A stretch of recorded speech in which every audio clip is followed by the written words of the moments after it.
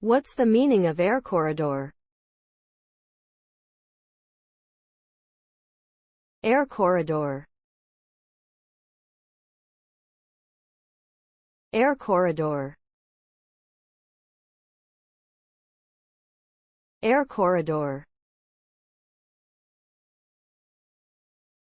Air corridor. Air corridor. An air corridor refers to a designated route in the sky that aircraft can safely fly through with minimal risk of collisions or other hazards.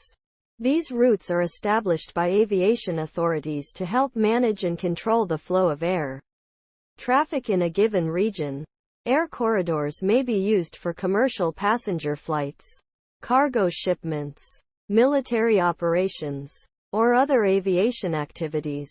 By designating specific air corridors, aviation authorities can help optimize airspace usage and ensure safe and efficient air travel for all.